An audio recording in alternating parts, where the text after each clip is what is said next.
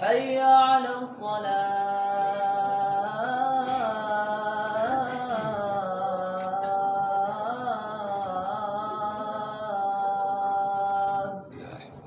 حي على الفلاح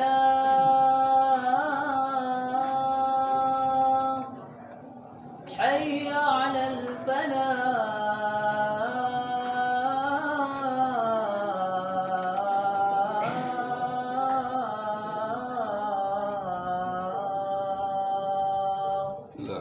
الله أكبر الله أكبر لا إله إلا الله لا إله إلا الله صلاة والعالية الرافعة أستغفر الله أستغفر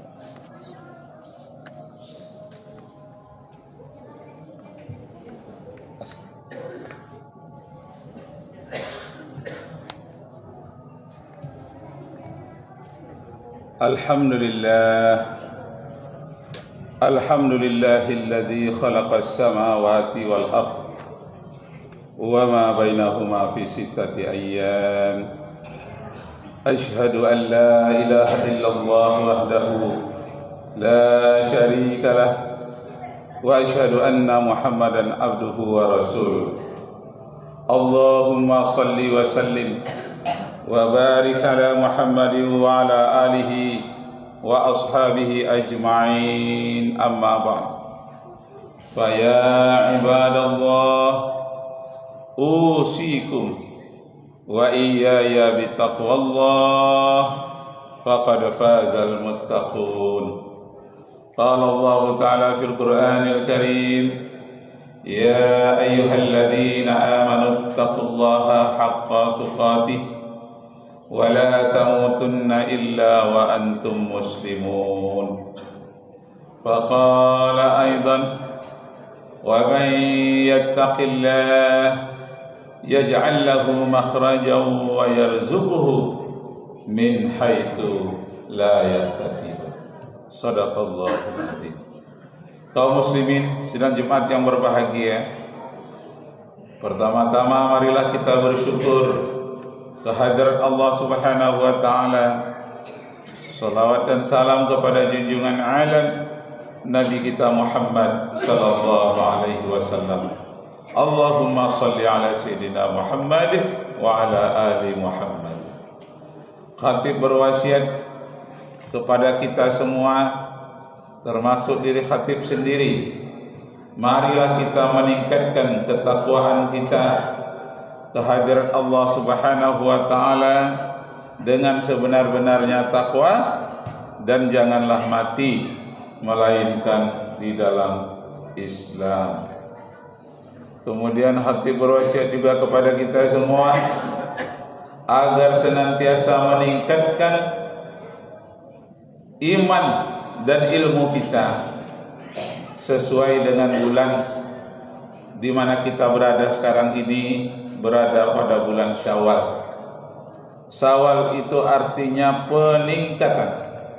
Karena itu marilah kita tingkatkan ilmu pengetahuan kita, terutama ilmu pengetahuan kita tentang Al-Quranul Karim, ilmu pengetahuan kita tentang menuju akhirat, ilmu pengetahuan kita tentang kehidupan duniawi, sebagaimana firman Allah, wala tansa nasibaka minad dunya wa ahsin kama ahsanallahu ilaik wala tabghil fasada fil ardi innallaha la yuhibbul mufsidin. Artinya, janganlah pula kamu melupakan tentang kebahagiaanmu di dunia, dan berbuat baiklah, jangan berbuat kerusakan di muka bumi.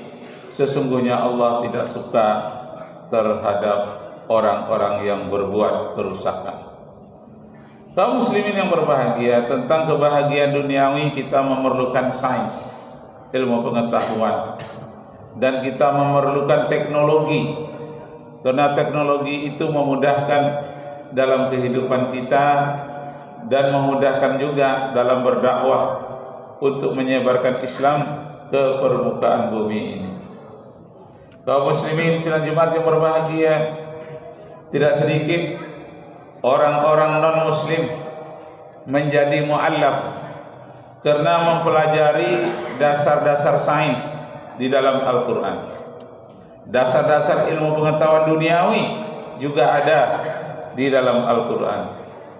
Misalnya di dalam surat An-Naml, surat 27, ayat yang ke-28 menyatakan, tahsabuha jamidatan wa hiya tamurru marras sahab. Awal ayatnya tentang jibal, tentang gunung. Wa taral jibalu, kamu melihat gunung-gunung. Tahsabuha jamidatun, kamu menyangka gunung-gunung itu tidak bergerak, padahal gunung-gunung itu bergerak sebagaimana bergeraknya awan. Lalu orang secara sains dan teknologi modern mempelajari tentang pergerakan gunung-gunung. Ternyata memang gunung-gunung yang selama ini kita menyangka dia diam, rupanya bergerak seperti bergeraknya awan. Cuma bedanya awan bergerak dalam 1 jam mendapatkan puluhan bahkan ratusan kilometer.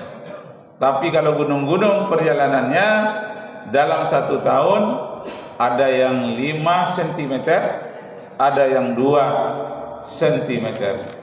Bergeraknya gunung bersamaan dengan geraknya lempeng bumi. Jadi gunung Himalaya itu dahulunya adalah merupakan pinggiran laut. Karena pergerakan lempeng bumi, maka ada bahagian yang bertumbukan, maka sebahagian akan semakin tinggi dan sebahagian lagi akan menumbuknya masuk ke bawah, yang tertumbuk kemudian naik ke atas, sehingga gunung Himalaya semakin tinggi. Itu sebetulnya bukan gunung biasa, bukan gunung berapi, tapi gunung yang berasal dari tabrakan dari lempeng tektonik. Sebahagian termasuk ke bawah, sebahagian tertolak ke atas, sehingga dia semakin tinggi. Nah, tahulah para ilmuwan, ternyata dasar-dasar ilmu pengetahuan tentang pegunungan ada di dalam Al-Quran. Wa taral jibalu, kamu melihat gunung-gunung itu. Tahsibuha jamidatun, kamu menyangka gunung-gunung itu tetap jumud, beku, tetapi dia adalah berjalan sebagaimana jalannya awan. Tamurrus sihab, seperti perjalanan awan. Jadi kaum muslimin yang berbahagia, ini dasar-dasar ilmu pengetahuan.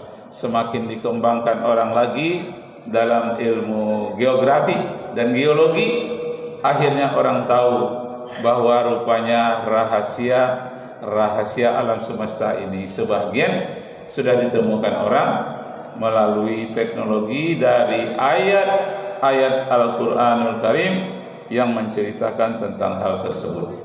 Itu ayat-ayat Al-Quran. Banyak lagi yang berkaitan umpamanya tentang ilmu falak, disebutkan dalam surat Yasin ayat 38, 39, 40 yang menyatakan kullun fi falaki yasbahun, semua benda-benda di ruang angkasa itu